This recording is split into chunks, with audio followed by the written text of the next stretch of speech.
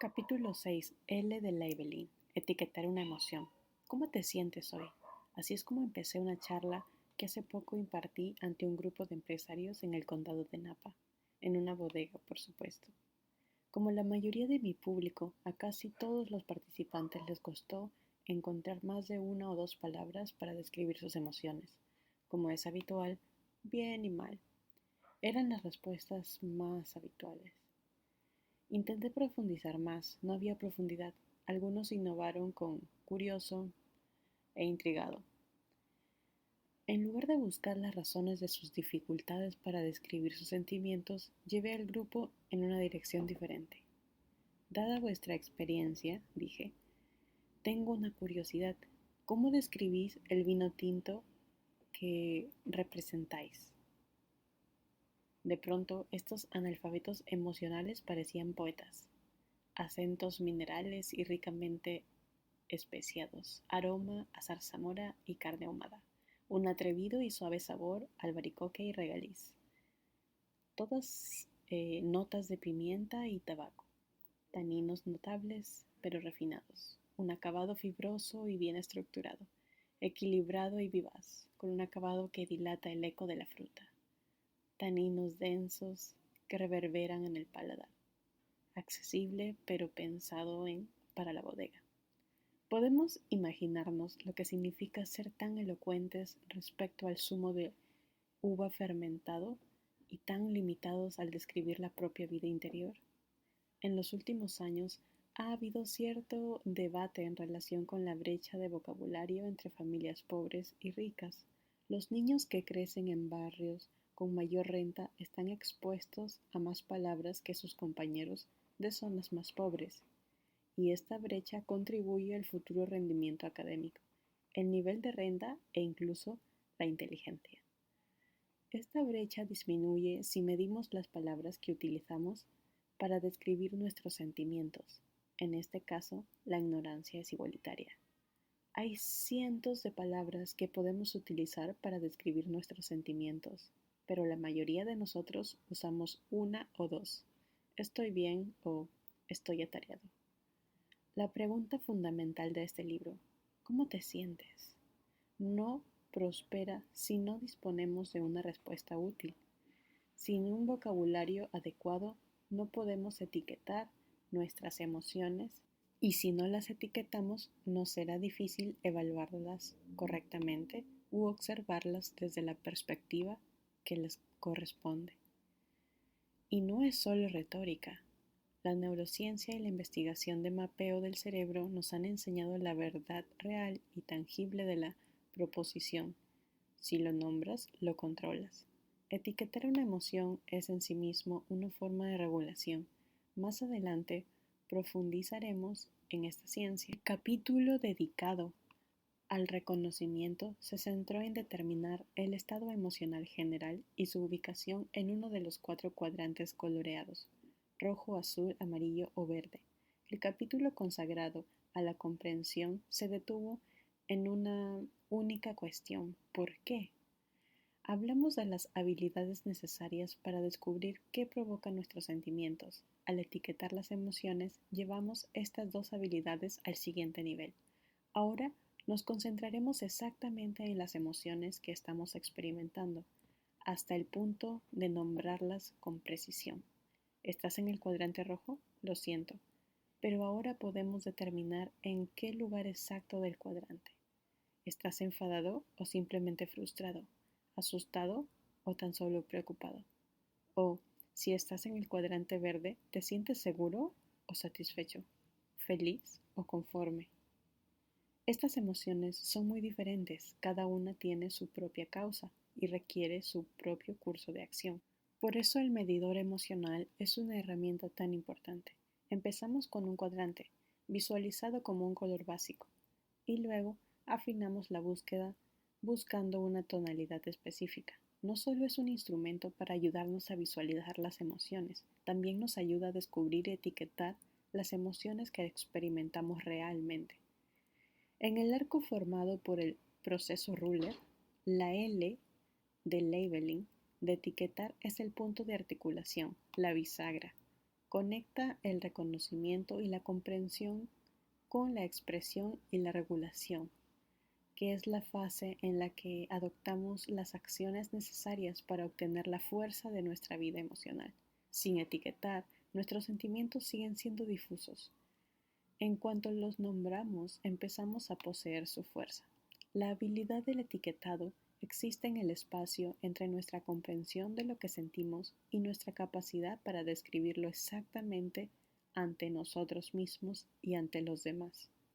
Cuando utilizamos reiteradamente unas pocas palabras relacionadas con la emoción, volvemos a un estado semejante a la adolescencia, cuando permanecíamos casi en silencio. ¿De verdad no queremos conocer nuestros verdaderos sentimientos? ¿Realmente no queremos que los demás comprendan cómo nos sentimos? ¿Así es como se manifiesta nuestro temor a ser vulnerables? Si me preguntas cómo me siento y respondo bien, me ahorro tener que hablar de mi debilidad y de mi dolor. Estoy bien se convierte en nuestra forma educada de decir, por favor, no me preguntes cómo me siento. Si continuamente decimos estoy bien, una descripción más detallada parecerá antinatural e incluso alarmante, pero nuestros sentimientos no deberían alarmarnos. Es habitual recurrir a figuras retóricas y expresiones de sentido figurado en lugar de nombrar directamente las emociones. Me voy a comer el mundo. Estoy hecho un trapo. Ella es feliz como una perdiz. Tengo la cabeza en las nubes. Estoy hecha polvo. Son muy evocadoras, por supuesto, pero evitan que afrontemos directamente lo que sentimos. Estas metáforas y comparaciones inventivas resultan descriptivas en la página escrita, pero suelen crear una distancia entre nuestros sentimientos y nuestras palabras. Etiquetar nuestras emociones con palabras precisas consigue 4 objetivos. Legitima y organiza nuestras experiencias. Al vincular una palabra a un sentimiento, dotamos de sustancia la emoción y creamos un modelo mental del mundo, lo que significa que éste puede compararse con otros sentimientos propios y ajenos. Punto 2. Ayuda a otros a conocer nuestras necesidades. En cuanto somos capaces de comunicar específicamente lo que sentimos, las personas que nos rodean comprenderán las causas que hay detrás de nuestro comportamiento. Es el principio de la empatía. Punto 3. De un modelo similar nos ayuda a conocer las necesidades de los demás. Cuando sabemos qué siente otra persona, nos resulta más fácil ayudarla. Punto 4 y por último, nos vincula al resto del mundo. Nuestras emociones se transforman en una forma de comunicación, una forma de compartir la experiencia de estar vivos. Son muchas las investigaciones que avalan los beneficios para la salud de las relaciones sociales, y así es como empiezan. En nuestra capacidad para identificarnos unos con otros, la terminología de la emoción nos permite leer las vidas de los demás casi como si fueran una novela. Las palabras nos permiten contar una historia. Este es el poder de etiquetar. Existen miles de palabras en español que remiten en un sentido amplio el ámbito de las emociones. Eso permite una amplia gama de posibilidades, algo que tiene sentido si consideramos la enorme variedad de emociones y sentimientos que todos experimentamos en el transcurso del día. Sin embargo, también está la cuestión de cuántas de esas palabras usamos en realidad, y aquí es donde nuestra actitud hacia las emociones empieza a asomarse al lenguaje. Dicho sin rodeos, nuestro vocabulario emocional es deplorablemente insuficiente. En su mayor parte, las emociones que requieren más atención, las que más nos preocupan, son las negativas. Las variaciones de la ira, del temor, de la tristeza y de la vergüenza. Los estudios demuestran que las palabras que aluden a sentimientos son en un 50% negativas y en un 30% positivas y en un 20% neutras. Pero ni siquiera esto significa que seamos buenos a la hora de describir nuestras emociones negativas. No nos gusta perseverar en los sentimientos aciagos. Queremos que desaparezcan, preferiblemente por sí mismos, sin ningún compromiso por nuestra parte, tanto si son nuestras propias emociones negativas como las de otra persona.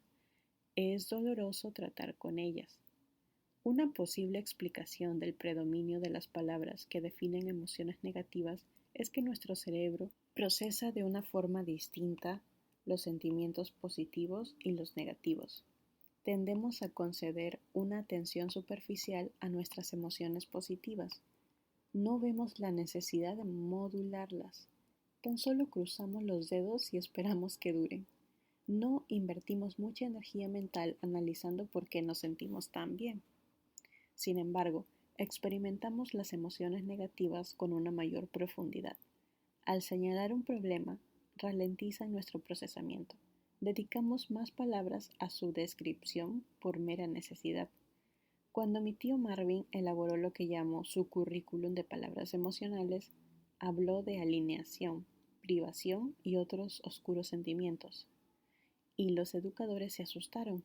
Les dio pavor la idea de que los niños pudieran experimentar tales cosas.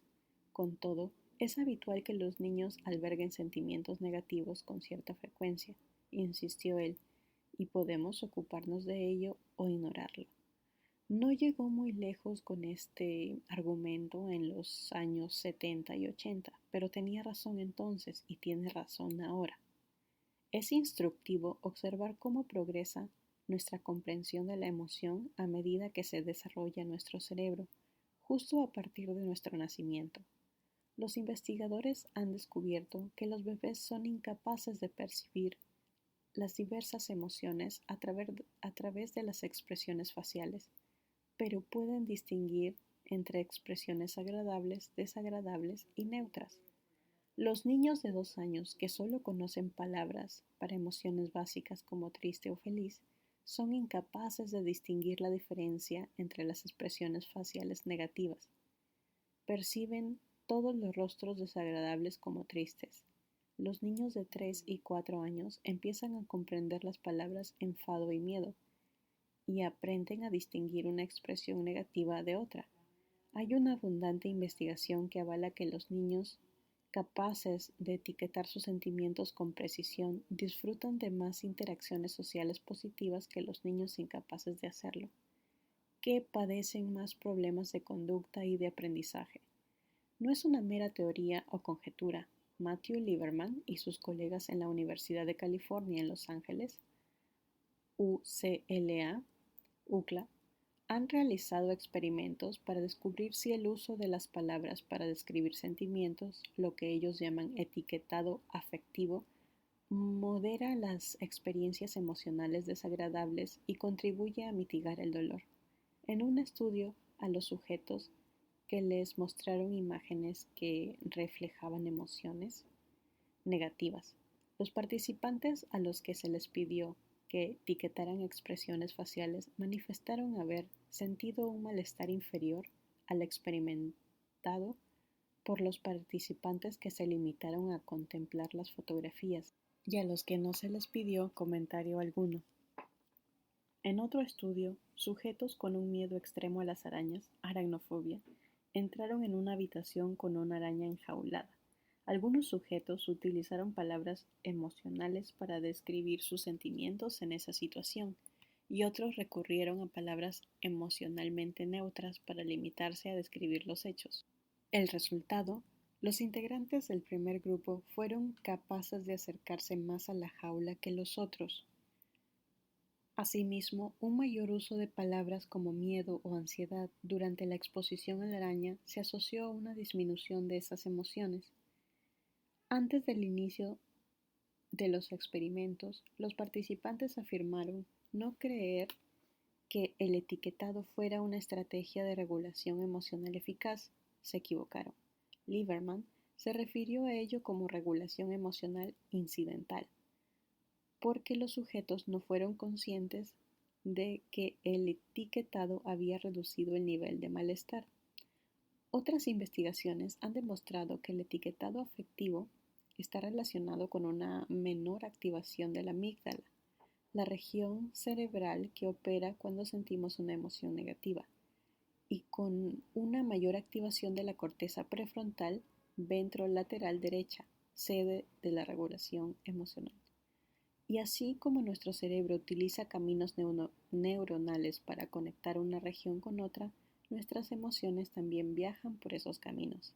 Si tenemos predisposición a la ira, nuestro tipo de estímulos la provocarán habitualmente y la ira se convertirá en nuestra respuesta inmediata.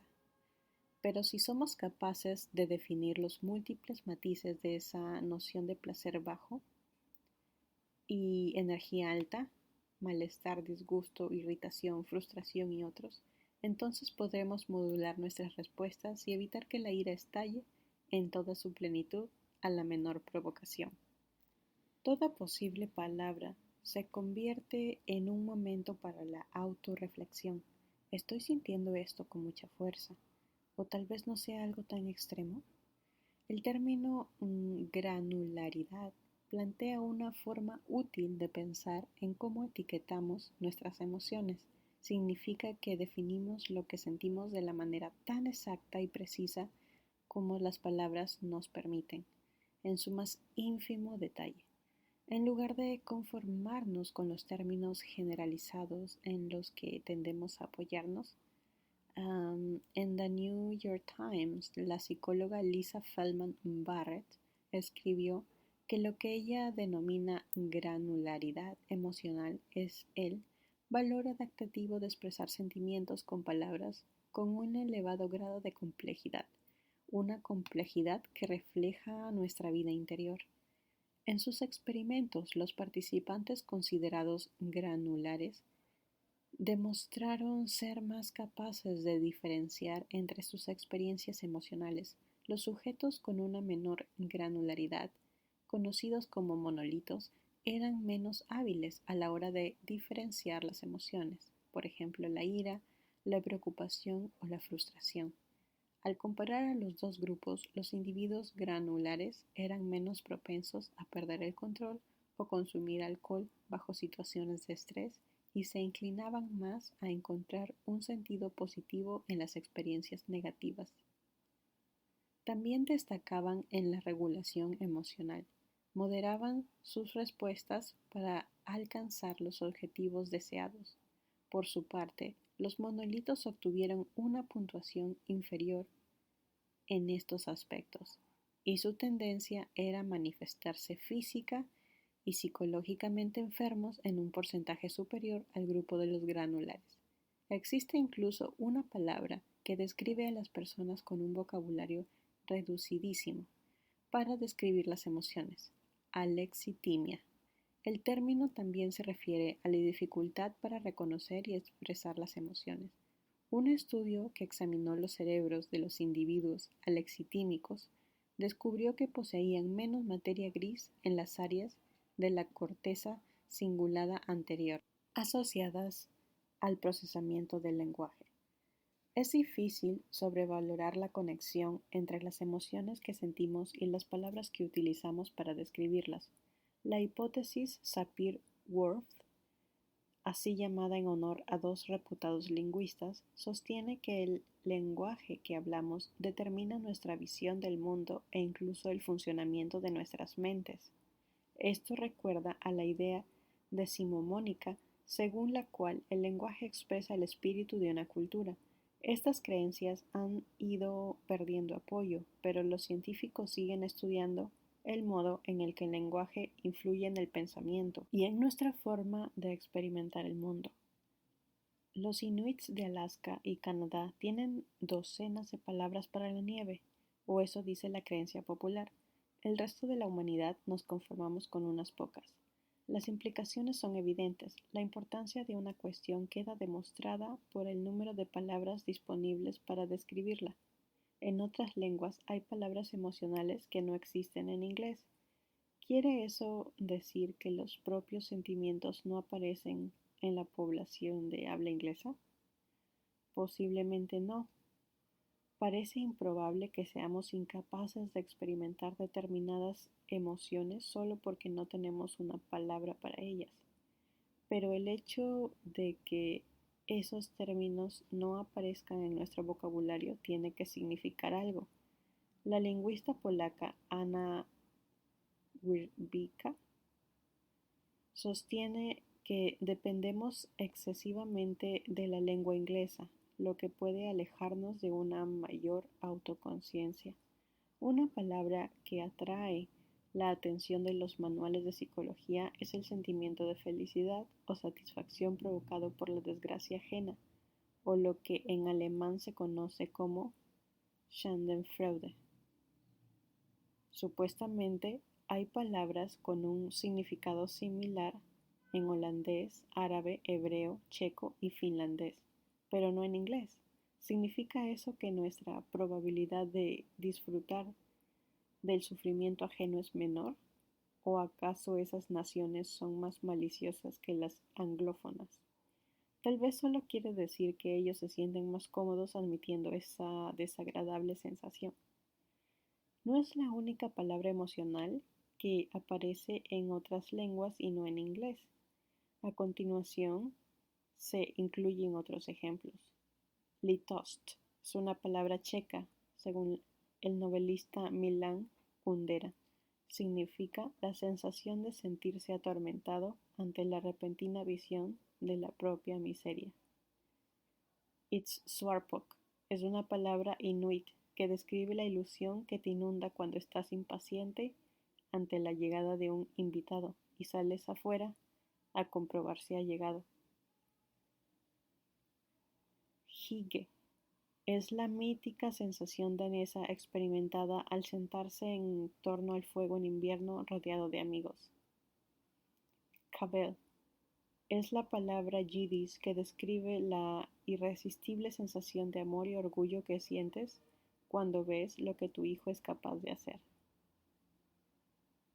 Yar burne es una expresión árabe que se traduce como ojalá me entierres y alude a la esperanza de que moriremos antes que nuestro ser querido, porque no podríamos soportar vivir sin él. ¿Son relevantes estas diferencias? Con toda probabilidad, la existencia de estos términos es en cierto modo un reflejo de su patrimonio cultural. Las palabras que utilizamos dependen de nuestros valores. Por otra parte, no existe una palabra para emoción. En tibetano, haitiano, Bingmin Kusmin, Ket Rom o samoano. Presumiblemente, los hablantes de esas lenguas siguen teniendo sentimientos. ¿Existe una verdadera conexión entre lo que somos capaces de sentir y lo que somos capaces de expresar? Tal vez pienses que no, incluso si jamás hemos nombrado uno de nuestros sentimientos, todos experimentamos el mismo conjunto de emociones, ¿verdad? ¿Nuestra capacidad para sentir puede verse influida por nuestro vocabulario? Hasta cierto punto sí. Si solo reconocemos las emociones básicas que un niño conoce, como estoy enfadado, feliz, asustado, triste, nos perdemos mucha información. El número de palabras y asociaciones inglesas ligadas a la noción de vergüenza no puede compararse con las que atesora la lengua china.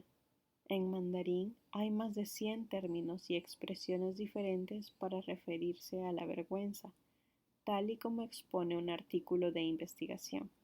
En la misma línea, tenemos que asumir que existe una conexión entre la dimensión de nuestro vocabulario emocional y la importancia de las emociones en nuestras vidas. Cuanto más palabras usemos para describir lo que sentimos, mayor será nuestra comprensión de nosotros mismos y de los demás. Y si nuestros compañeros también poseen un sólido vocabulario emocional, también nos resultará más fácil comprenderlos, no solo empatizar con ellos, sino ayudarlos, cuando sea necesario, a regular y modular sus sentimientos.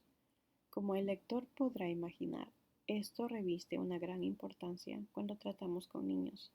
Su vida emocional suele ser un misterio para los adultos precisamente porque aún no han aprendido a procesar y expresar lo que sienten. Cuantas más palabras utilice un niño, mayor será nuestra capacidad para ayudarlo. Cuando usamos una amplia variedad de términos para describir nuestras emociones, nuestros hijos aprenden esas palabras, pero también aprenden la lección de que describir sus sentimientos es algo natural y positivo. Aplicar la etiqueta correcta a la emoción es fundamental, porque en cuanto nombramos un sentimiento, ya hemos empezado a pensar en qué hacer con él. Si asumimos incorrectamente que nuestro hijo siente ansiedad, no afrontaremos la verdadera emoción que le habita, tal vez vergüenza o miedo, que desde el exterior pueden asemejarse a la ansiedad. El etiquetado impreciso puede hacernos errar en nuestro esfuerzo por resolver las emociones negativas, y esta es la razón por la que el vocabulario emocional, el etiquetado, es tan importante. Así pues, las ventajas de adquirir y utilizar un sólido vocabulario emocional son evidentes, pero aún no hemos hablado de cómo adquirir estabilidad. Una forma sencilla es utilizar el medidor emocional, que es una especie de mapa de las emociones. Si volvemos a él con la necesaria frecuencia, tal vez empecemos a asimilar algunos de sus términos. El medidor intenta abarcar todos los matices de cada categoría emocional. En el cuadrante superior izquierdo va de molesto a enfadado, de inquieto a aterrado. El verde pasa de tranquilo a sereno, de sosegado a equilibrado, el azul de abatido a desesperado y de solitario a alineado. Y el amarillo se mueve desde alegre a eufórico y de esperanzado a optimista. El medidor emocional y unas 100 palabras aparecen en el interior de la cubierta posterior de este libro. En colaboración con HopeLab, hemos creado una aplicación www.moodmerapp.com www.moodmeterapp.com para aprender a identificar nuestras emociones. En el ruler enseñamos a los niños conceptos vinculados a los sentimientos por medio de nuestro currículum de palabras emocionales, con el objetivo de que en la escuela secundaria todo adolescente haya aprendido un mínimo de 84 términos que describen específicamente aquello que siente. Le enseña palabras y también subraya el valor de reconocer y aceptar todo el espectro de las emociones. Esta lección es tan importante como el propio vocabulario. Cuando utilizamos un vocabulario general y poco definido para describir cómo nos sentimos, mal, bien, enfadado, dificultamos a los demás que puedan ayudarnos. Puede requerir mucha investigación descubrir que en realidad mal significa estoy decepcionado porque mi presentación no ha sido bien recibida y pensaba que lo dominaba. O temo decir a mis compañeros que mi presentación no ha sido bien recibida porque me culparán de no haberla preparado bien. Cuanto más duchos seamos a la hora de etiquetar lo que sentimos y describir por qué, más probabilidades tendremos de granjearnos la empatía o la ayuda que necesitamos. La capacidad para etiquetar exactamente nuestros sentimientos facilita la tarea al resto del mundo. El meollo de etiquetado es asegurarnos de que hemos dado con la palabra correcta. Si vamos muy lejos, nos encontraremos tratando un problema que no existe e ignorando el que tenemos delante. Al convertirnos en científicos de las emociones, los errores que puedan apartarnos si no estamos atentos se reducirán al mínimo. Un desafío del etiquetado de emociones muy habitual en nuestro tiempo, tanto en clase como en el lugar de trabajo, es el que tiene que ver con lo que llamamos estrés. En nuestra exploración por medio de preguntas solemos encontrar 4 posibles emociones independientes: ansiedad, miedo, presión y estrés. Al principio parecen casi intercambiables, pero de hecho son sentimientos diferentes y cada uno posee su propia fuente. Como hemos explicado antes, la ansiedad es la preocupación por la futura incertidumbre y la incapacidad para controlar lo que nos sucede. El miedo es la sensación palpable de un peligro que tenemos delante y que acabará por alcanzarnos. La presión es la fuerza del exterior que nos dice que hay algo importante en juego y que nuestro éxito o fracaso dependerá de cómo actuemos. Y por último, el estrés es lo que sentimos cuando afrontamos demasiadas exigencias y tememos no estar a la altura. Se trata de sentimientos evidentemente relacionados entre sí, pero cada uno con sus especificidades. Cada uno posee su propia causa y tema subyacente, y en primer lugar hemos de desenmarañarnos, desenmarañarlos si queremos entenderlos y averiguar qué hacer al respecto. Algunas de las causas son internas, otras son intrusiones del mundo exterior. También es perfectamente posible que el estrés oculte una emoción completamente diferente. Pregunté a 200 estudiantes de Yale por el estrés y resultó que en su mayor parte estaba relacionado con la envidia. ¿Envidia? Estos estudiantes veían cómo algunos compañeros sacaban sobresalientes sin estudiar, seguían grandes empleos gracias a los contactos de sus padres, etc. Me pregunto cuántas oficinas de asesoramiento universitario ayudan a los chicos y a las chicas a gestionar su envidia en lugar de ofrecerles reducción de estrés. Hace unos 10 años padecí reflujo gástrico y ansiedad y los atribuí a mis neurosis.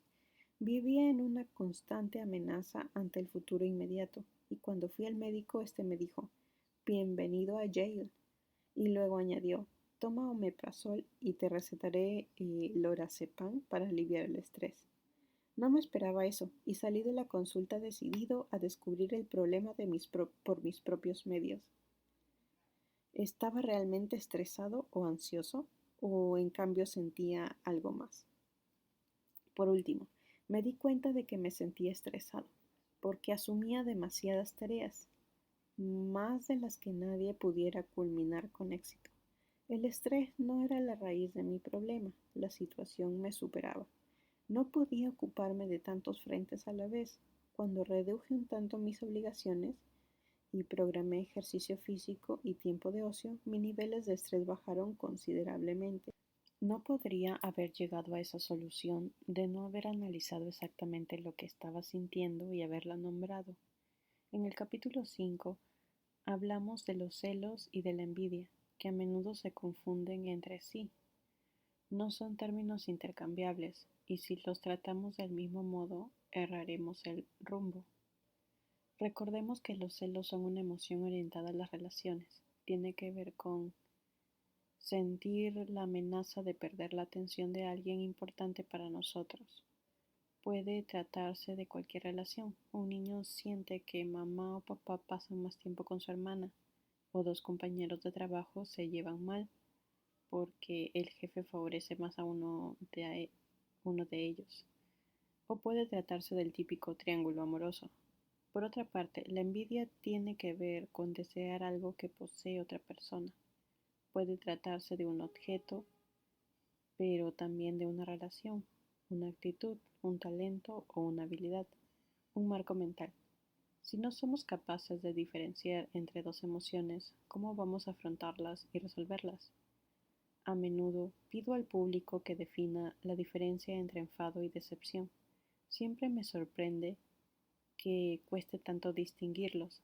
La mayoría afirma no saber expresar la diferencia entre palabras, pero, como hemos explicado antes, la ira suele ser una respuesta a una injusticia o a un tratamiento poco equitativo. La decepción tiene que ver con una expectativa incumplida. Las estrategias que podemos emplear para lidiar con la decepción propia o ajena son diferentes a las que emplearemos para afrontar la ira. Uno de nuestros formadores ruler cenaba en casa con su familia cuando uno de sus hijos empezó a montar una escena.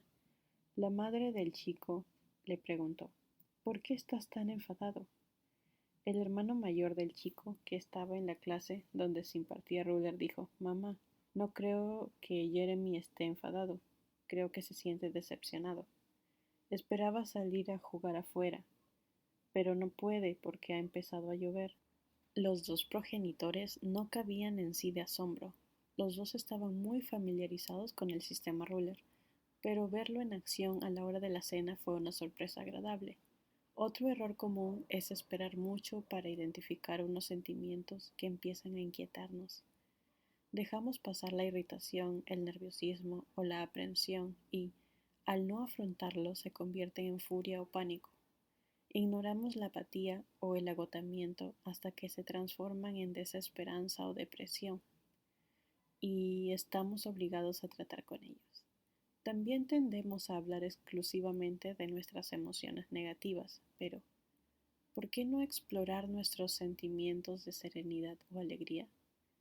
Si no reconocemos esas emociones, nos pasaremos la vida con la sensación de no haberlas experimentado. Del mismo modo, si dedicamos nuestro tiempo a nuestros pensamientos y nuestros pensamientos a nuestros momentos positivos, encontraremos la manera de hacerlos perdurar. Lograr que chicos y chicas sean conscientes de qué significa sentir incomodidad o irritación y qué pensamiento surge en torno a esas emociones es una estrategia para evitar los estallidos de ira y los arrebatos violentos en los casos extremos. Si pueden reconocer un estado interior difícil, pero aún manejable, los chicos recibirán ayuda antes de sentirse superados e incapaces de controlar sus emociones. El etiquetado cortocircuita la espiral que acaba en llantinas y berrinches. Una profesora a la que formamos en Nueva York y que trabaja en una escuela para alumnos con problemas emocionales reveló esta situación. La primera vez que la entrevistamos, dijo que las emociones de sus estudiantes tendían a manifestarse de una forma extraña. Niños enrabietados que tiran pupitres, golpean a un compañero o se desmoronan llorando histéricamente en clase, o niños silenciosos, pero desanimados y profundamente deprimidos. Su estrategia para afrontar estas situaciones era llamar al equipo de intervención, pero se sentía incapaz de hacer algo antes de que la situación llegara al punto de ruptura. En consecuencia, solía ser objeto de los arrebatos furiosos e incluso de la violencia de los alumnos. Se pasó años sin denunciar los golpes y hematomas que recibía casi a diario, porque no quería que los chicos fueran expulsados o enviados a prisión. Entonces introdujimos el medidor emocional en la clase. Por primera vez los alumnos disponían de una herramienta para tomar conciencia de lo que sentían antes de caer en un estallido de violencia u otras conductas extremas. En cuanto incorporaron irritado, frustrado y molesto a su vocabulario, fueron capaces de reconocer lo que pasaba antes de que la situación se deteriorara hasta llegar a la ira.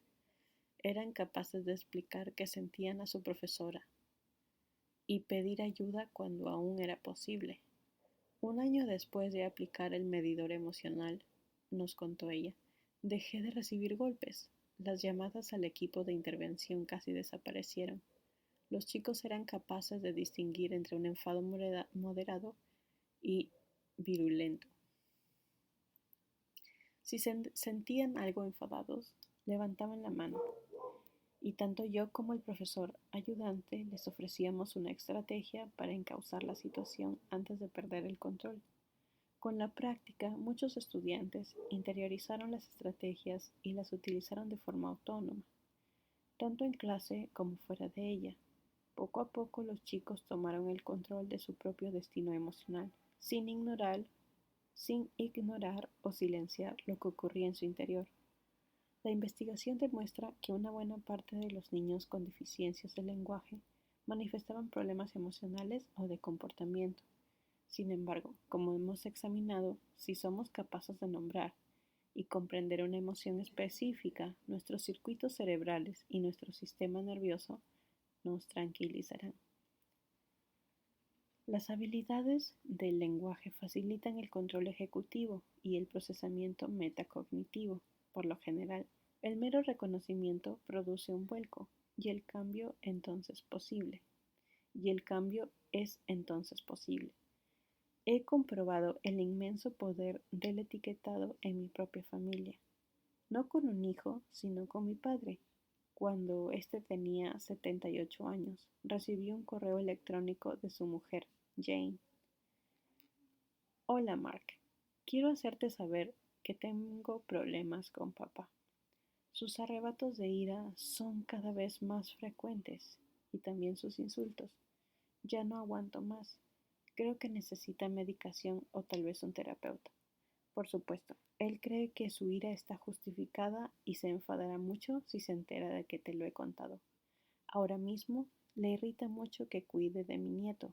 No lo hago muy a menudo, pero me gusta atenderlo. Agradezco tener la salud suficiente como para encargarme de él de vez en cuando. No sé cuál es el problema de tu padre, pero nunca sé cuándo va a explotar. Estoy cansada de vivir así. Pensé que quizá pudieras ayudar. Gracias. Inmediatamente llamé a mis hermanos, como era de esperar. Nuestra conversación nos llevó a nuestra infancia tormentosa.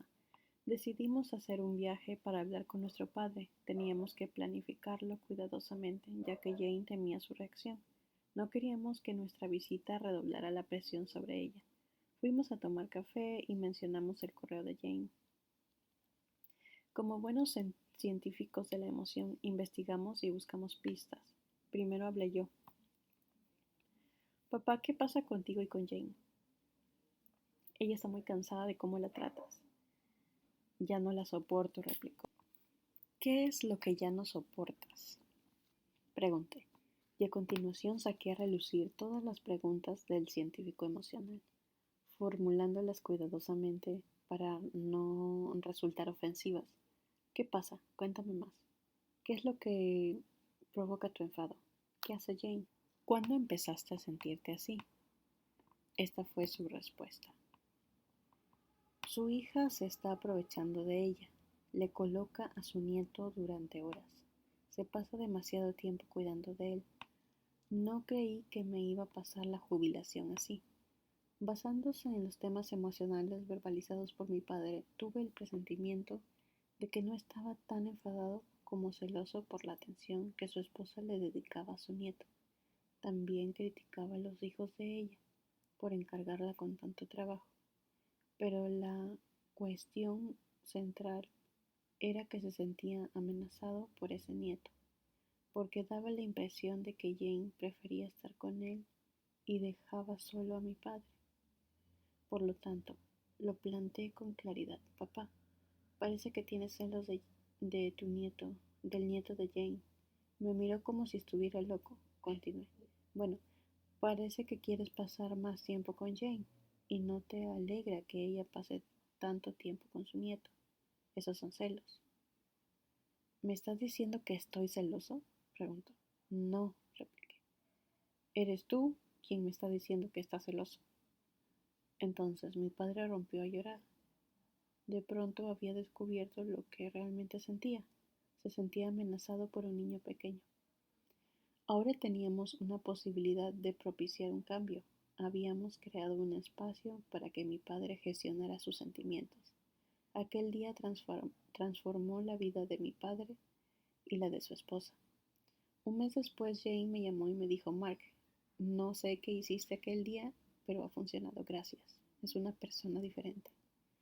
Cuando somos capaces de comprender y nombrar nuestras emociones, algo mágico sucede. El mero hecho de reconocerlas genera la posibilidad del cambio.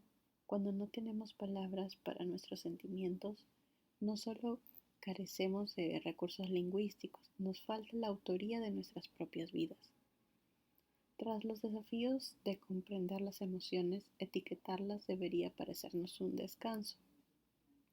Todos conocemos infinidad de palabras que describen emociones, sentimientos y estados de ánimo, aun cuando normalmente no las utilicemos en relación con nuestras vidas. Las leemos y las escuchamos a nuestro alrededor. Palabras como eufórica, ansioso, furiosa, satisfecho, dubitativo, esperanzada, condescendiente, definen buena parte de la vida. Cualquiera tesauro Cualquier tesauro o diccionario puede colmar ese aspecto. Nuestro trabajo consiste entonces en adherir esos términos comunes a lo que sentimos interiormente. Cuando nos encerramos en las 6 o 7 palabras que todos compartimos, nos engañamos a nosotros mismos. Es como tomar un voto de pobreza emocional cuando la riqueza nos aguarda. Ahora, pregúntate cómo te sientes y evoca una multitud de palabras, más precisas y matizadas que las que habitualmente empleas. Así es como mejora esta habilidad. Sin ella, seguiremos siendo unos desconocidos para nosotros mismos y para los demás, lo que nos lleva a nuestro siguiente paso, expresar la emoción.